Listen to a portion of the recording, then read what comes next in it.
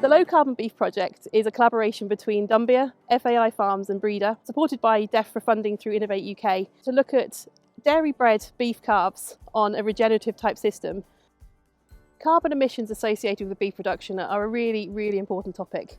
We know that government has got targets set for 2050, the NFU have set targets for 2040, and all our major customers have targets around reducing carbon. We know that beef production has a significant contribution to carbon footprints. However, we also have a lot of the solutions as well, and we're working together to find those solutions and present the beef industry in a positive light. So this trial at FAI involves dairy beef crosses, mainly Angus crosses out of the dairy herd, following them through from a traditional rearing farm, bringing them onto FAI and looking at how they perform over their lifetime, ensuring that meat quality and sustainability go hand in hand. The objective of this project is to look at all the different factors involved in a regenerative grazing system. It's not about farmers going away and turning their systems into regenerative farms. It's about learning the key points of that, whether that be stocking rates, whether that be grazing habits, fencing and infrastructure, and even looking at the genetics and the capabilities of dairy-bred animals on this type of system. So the project at FAI is part of our wider Dunbia UK strategy, looking at levers to improve and reduce our carbon footprint. We've been working on setting and reducing our science-based targets since 2017, and as part of that, we set out to carbon footprint 500 farms from January 2022. We're then looking at these levers to improve and reduce our carbon footprint. As part of the Innovate UK project looking at low carbon beef, we've really focused on dairy beef animals from the dairy sector. We know those animals are coming with a lower carbon footprint versus a suckler calf that will come with quite an embedded amount of carbon from its mother. Dairy beef makes up about 50 to 60% of our beef supply chain, so it was definitely an area for us to focus on.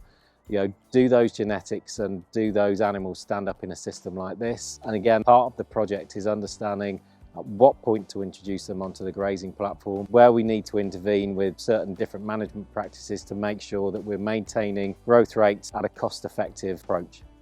I think the opportunity for us where we are going to make our margin on our beef production system is through pasture grazing. And the way we're doing the regenerative grazing here is about short duration grazing, moving the animals quickly, probably every 24 hours, with the ultimate aim of trying to hit at least 1 kilo a day daily live weight gain whilst at pasture. In terms of regenerative agriculture, a lot of this is about leaning into nature and the ecosystem processes that are already going on. So ultimately, we're trying to reduce inputs in terms of purchased feed, fertilizer, chemical inputs. So we know that will reduce our carbon footprint of beef production. But if we ultimately want to get to net zero, we're going to have to look at things like soil sequestration, above ground sequestration, and whilst doing that, it's about supporting biodiversity as well on farm. Part of the project is around dissemination. So this is dissemination to farmers and agriculture. So we've had a group of farmers here today.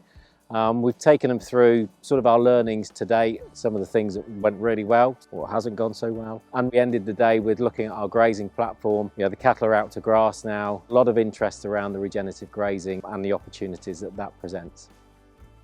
Promar's partnered with Dunbia on the Low Carbon Beef Project, and we do carbon footprinting for the UK farms. Today I did a presentation on carbon footprinting, and I hope the take-home message would be that there's a huge benefit behind this, including getting a benchmark and a baseline for your farm, as well as creating an efficient system that will hopefully have cost savings at the end of it. The way we present a carbon footprint is the kilograms of CO2 equivalent, which is accounting for not just carbon, but your methane and nitrous oxide as well.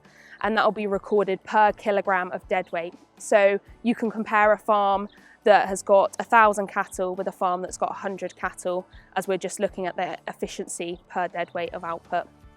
The carbon footprinting we've been doing on beef farms in the UK have many ways of improving efficiency. Some of the most common improvements we see are around forage utilisation, increasing those yields, either through grass lays or the way you're grazing the livestock. Other improvements can be around manure storage and reducing those ammonia emissions, as well as feed efficiency is a key one by looking at the diet. Innovate UK is working with DEFRA to deliver the Farming Innovation Programme, designed to work with the industry. By industry I mean farmers and the growers and foresters, And one of the key aims is sustainability and also targeting net zero. We recognise this is a real challenge for the cattle industry, and that's why we awarded funding to this project. One of the aims of the Farming Innovation Programme is farmer adoption and farmer engagement. So we're looking for the project to work with farmers, for example on the open day today, to demonstrate what's been learned, what the project's been working on and how farmers can take that back to their farms to drive down carbon emissions. I've come to this event today to get a better understanding about carbon footprint. We have done some work with Dunbia on carbon footprint reporting, and this will give me a greater understanding as to what that work will involve and how it can help us as farmers moving forward. One of the issues I'm going to take home today is about monitoring, and I think probably there's more we could do as farmers in terms of monitoring cattle weights at various times and looking more closely at the data. The more information you have, the more informative our results will be. You know where we can work from and for the future of our carbon footprint. So come along to the Low Carbon Beef Project Open Farm Day, mainly because we want to just understand where we can improve as a farm for our sustainability and also understand what advantages there are to knowing your carbon footprint on farm.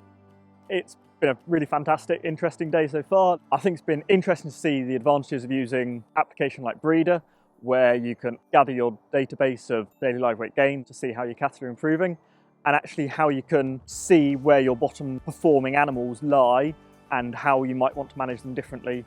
My main personal take-home message is that if we can maximise growth off grass during summer, it will ensure that we minimise our carbon footprint, and we've got to make sure that our transition diets from housing to grazing or grazing to housing isn't too harsh on the animal, otherwise they really slow their growth rates and that can have a big impact on our carbon footprint on farm.